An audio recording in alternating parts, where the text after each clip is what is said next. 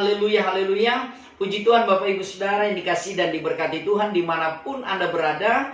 Biarlah kiranya tetap Tuhan menyertai, memberkati, menaungi, melindungi Bapak Ibu Saudara. Bahkan kita semua. Allah Immanuel adalah Allah yang tidak pernah meninggalkan hidup Anda dan saya.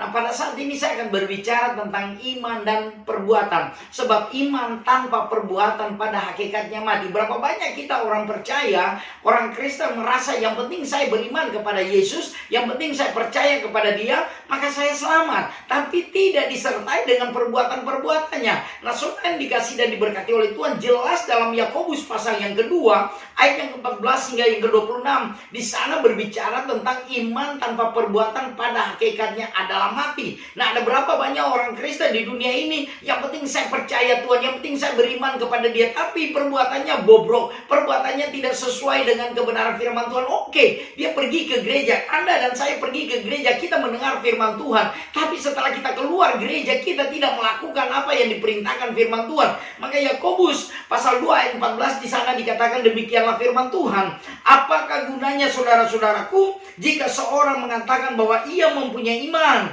padahal ia tidak mempunyai perbuatan? Dapatkah iman itu menyelamatkan dia? Jadi saudara yang dikasih dan diberkati oleh Tuhan, berapa banyak manusia mengatakan saya percaya Tuhan, saya beriman kepada Dia, tapi apa gunanya kata firman Tuhan kalau kita hanya beriman, tapi perbuatan-perbuatan kita tidak sesuai dengan iman kita. Ada berapa banyak orang Kristen mengaku saya percaya Yesus, saya beriman kepada Dia, tapi pembuat kekacauan di kota, pembuat kekacauan di negara ini, pembuat kekacauan terhadap diri sendiri dalam pelayanan. Nah, Yesus merindukan bukan hanya Anda dan saya percaya kepada Dia. Yesus menginginkan bukan hanya kita beriman kepada Dia, tetapi Tuhan merindukan ada perbuatan-perbuatan yang luar biasa, perbuatan-perbuatan yang baik yang dimanifestasikan dalam kehidupan kita sehari-hari. Maka firman Tuhan berkata, apakah gunanya? Berarti kalau kita hanya sekedar beriman, tidak ada artinya, tidak ada faedahnya, tidak ada gunanya kalau kita hanya sekedar beriman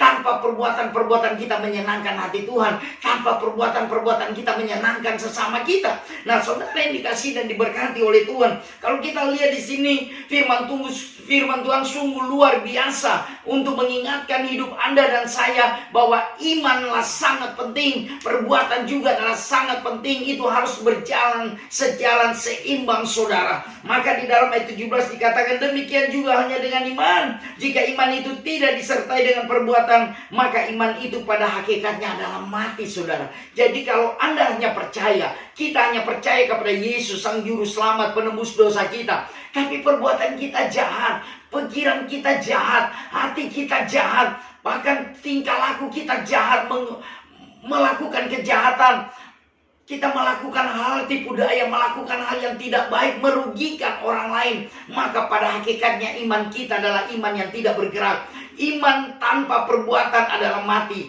Mari, bukan hanya iman, bukan hanya percaya kepada Yesus, tapi bagaimana iman disertai dengan kegerakan perbuatan-perbuatan yang sesuai dengan kebenaran firman Tuhan. Maka ayat yang ke-18 berkata demikian, tetapi mungkin ada orang berkata padamu, ada iman dan padaku ada perbuatan. Aku akan menjawab dia, tunjukkanlah kepadaku imanmu itu tanpa perbuatan, dan aku akan menunjukkan kepadamu imanku dari perbuatan-perbuatanku. Jadi tidak mungkin saya katakan saya punya perbuatan baik tanpa percaya Yesus, maka ada hakikatnya adalah mati. Saya berkata iman saya sungguh luar biasa percaya kepada Yesus, tapi tanpa perbuatan-perbuatan pada hakikatnya juga sama, adalah mati. Tuhan merindukan kita memiliki iman yang hidup disertai dengan perbuatan-perbuatan yang hidup.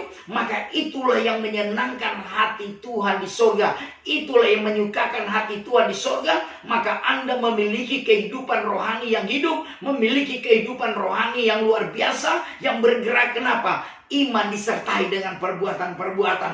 Maka di sini dikatakan di 19, engkau percaya bahwa hanya ada satu Allah saja, itu baik. Kalau kita berkata hanya satu Tuhan, yaitu Yesus yang menjadi penyelamat dalam hidup kita, itu baik. Ya, sungguh luar biasa. Itu luar biasa. Bahkan tetapi setan-setan pun juga percaya akan hal itu, dan mereka gemetar. Artinya begini, kalau kita hanya modal percaya kepada Yesus, apa bedanya kita dengan setan? Setan juga percaya Yesus itu Tuhan, tapi perbuatan setan adalah merusak hidup manusia, Perbuatan setan adalah perbuatan yang tidak menyenangkan hati Tuhan. Sebagai pemberontak, maka saudara, kalau kita hanya percaya, setan pun percaya. Masa kita disamakan dengan setan? Maka Anda dan saya harus beda dengan setan. Kenapa? Perbuatan-perbuatan kita tidak sama dengan perbuatan-perbuatan setan. Orang yang merusak kota, orang yang merusak bangsa ini, bahkan merusak diri sendiri dengan hal-hal yang berbau dosa, maka kita adalah seorang pemberontak di hadapan Tuhan. Bukan hanya kita beriman, bukan hanya kita percaya, tetapi hidup dengan perbuatan-perbuatan. Tadi pagi saya pergi ke gereja dan saya dipalang orang mabuk. Nah, dia minta uang, saya kasih. Saya beritakan Injil, dia berhenti, dia bilang saya adalah orang gereja pertobatan. Tetapi bau minuman, ada rokok di tangan, dan saya katakan kau harus bertobat. Karena kalau kau mati, kau mau kemana? Tidak ada orang yang tidak bertobat, ada bersama dengan Tuhan.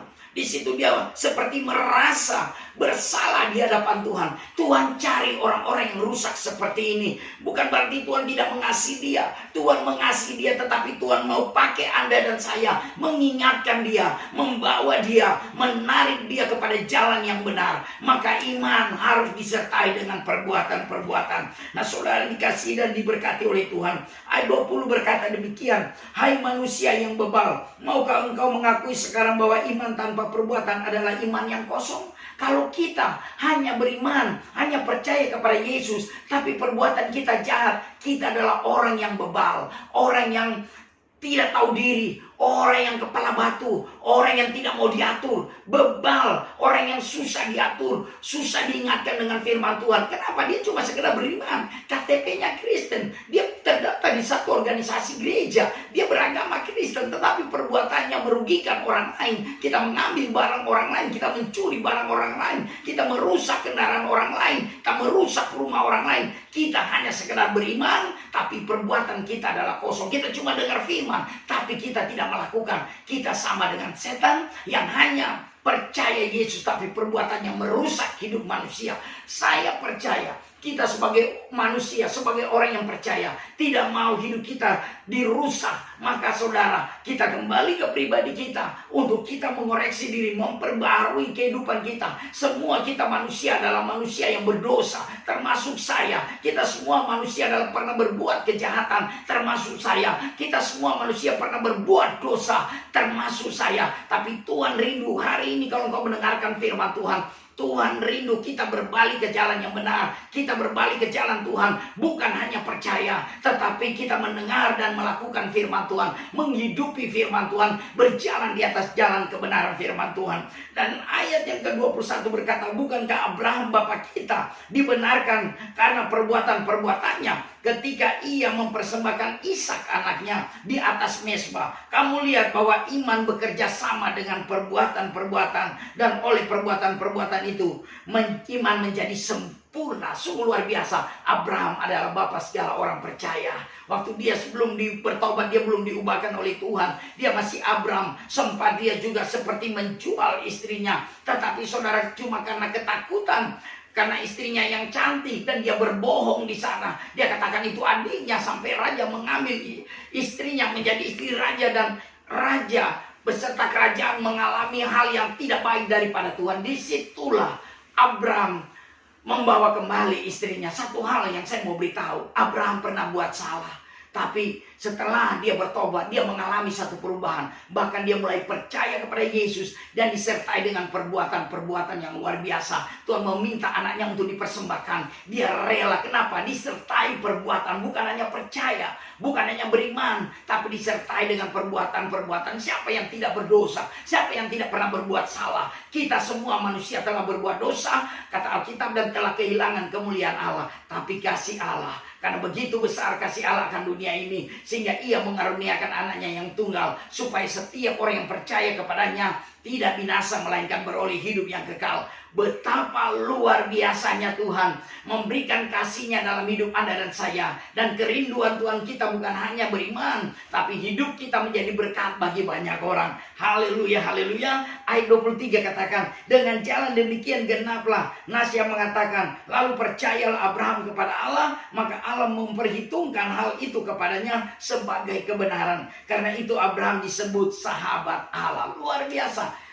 Abraham diangkat oleh Tuhan menjadi sahabatnya Tuhan. Mungkin dulu waktu kita membuat kejahatan, kita hidup dalam dosa, kita menjadi musuhnya Allah. Kalau Abraham menjadi sahabat Allah, Tuhan rindu juga Anda dan saya menjadi sahabat Allah. Tetapi apa yang harus kita lakukan untuk menjadi sahabat Allah? Kita tinggalkan dosa kita tinggalkan perbuatan-perbuatan jahat kita. Mari kita beriman sungguh kepada Tuhan, disertai dengan perbuatan-perbuatan yang berkenan kepada Tuhan. Dan ayat 24 dikatakan, jadi kamu lihat bahwa manusia dibenarkan karena perbuatan-perbuatannya dan bukan hanya karena iman. Jadi kita dibenarkan iman dan perbuatan dan iman. Dan ayat yang terakhir 26 katakan, sebab seperti tubuh tanpa roh adalah mati, demikian jugalah iman tanpa perbuatan-perbuatan pada hakikatnya adalah mati. Jadi bagaimana roh kita mau hidup? Miliki iman, miliki perbuatan yang berkenan kepada Tuhan, supaya roh kita menyala-nyala dan bisa melayani Tuhan, supaya roh kita diterima oleh Tuhan.